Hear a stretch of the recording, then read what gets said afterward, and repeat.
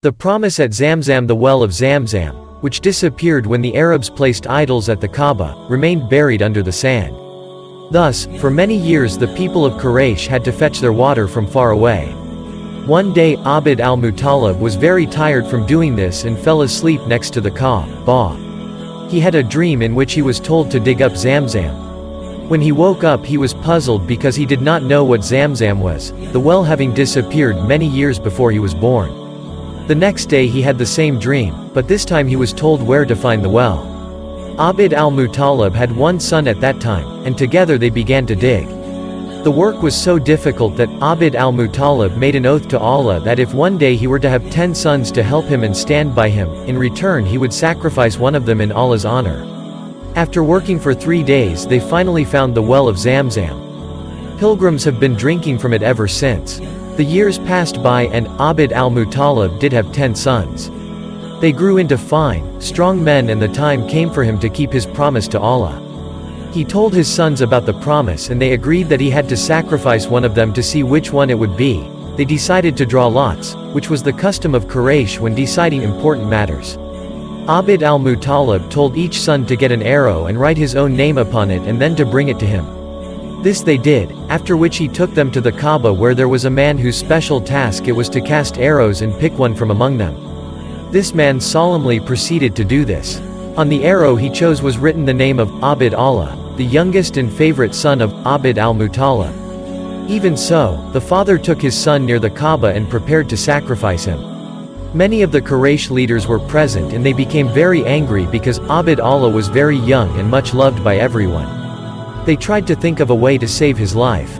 Someone suggested that the advice of a wise old woman who lived in Yathrib should be sought, and so Abd al-Muttalib took his son and went to see if she could decide what to do. Some of the Meccans went with them and when they got there the woman asked, "What is the price of a man's life?" They told her, 10 camels, for at that time if one man killed another, his family would have to give 10 camels to the dead man's family in order to keep the peace among them. So the woman told them to go back to the Kaaba and draw lots between Abd Allah and 10 camels. If the camels were chosen, they were to be killed and the meat given to the poor. If Abd Allah was picked then 10 more camels were to be added and the lots drawn again and again until they finally fell on the camels.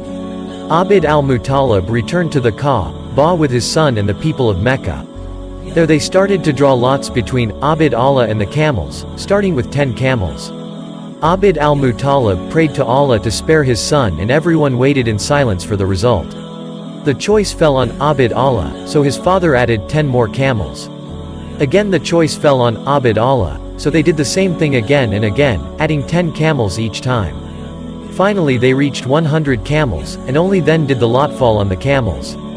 Abd Allah was saved and everyone was very happy. Abd al-Muttalib, however, wanted to make sure that this was the true result, so he repeated the draw 3 times and each time it fell on the camels. He then gave thanks to Allah that he had spared Abd Allah's life. The camels were sacrificed and there was enough food for the entire city, even the animals and birds.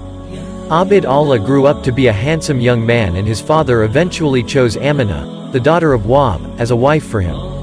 It was a good match for she was the finest of Quraysh women and Abd Allah the best of the men. He spent several months with his wife, but then he had to leave her and travel with one of the caravans to trade with Syria. On his way back to Mecca from Syria, Abd Allah became ill and had to stop off in Yathrib to recover. The caravan, however, continued on its way and arrived back in Mecca without him. On hearing of Abd Allah's illness, Abd al-Muttalib sent another son, Al-Harith, to bring Abd Allah back to Mecca, but he was too late. When he arrived in Yathrib, Abd Allah was dead. Amina was heartbroken to lose her husband and the father of the child she would soon give birth to. Only Allah knew that this orphan child would one day be a great prophet. The elephant refuses to move. Abraha, who came from Abyssinia, a country in Africa, conquered Yemen and was made vice-regent there. Later, he noticed that at a certain time of the year large numbers of people would travel from all over Yemen and the rest of Arabia to Mecca. He asked the reason for this and was told that they were going on pilgrimage to the Kaaba.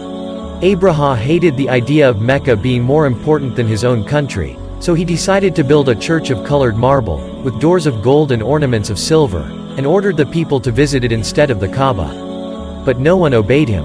Abraha became angry and decided to destroy the Ka-1 He prepared a large army led by an elephant and set off towards Mecca. When the Meccans heard that he was coming, they became very frightened.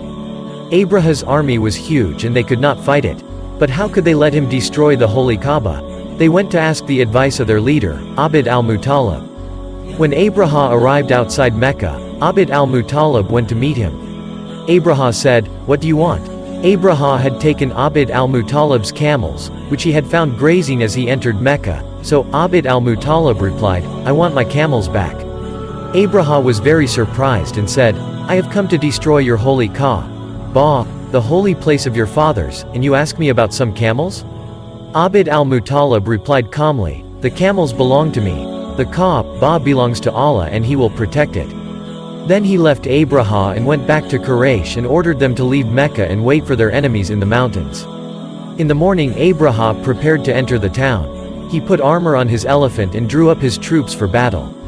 He intended to destroy the Kaaba and then return to Yemen. At that moment, however, the elephant knelt down and refused to get up, no matter how much the soldiers tried to get it to move by beating it. But when they turned its face in the direction of Yemen, it immediately got up and started off. In fact, it did the same in any other direction, but as soon as they pointed it towards Mecca, it knelt down again. Suddenly, flocks of birds appeared from over the sea. Each bird carried 3 stones as small as peas and they dropped them on Abraha's army. The soldiers suddenly fell ill. Even Abraha was hit by the stones and fled in fear with the rest of his army back to Yemen, where he later died.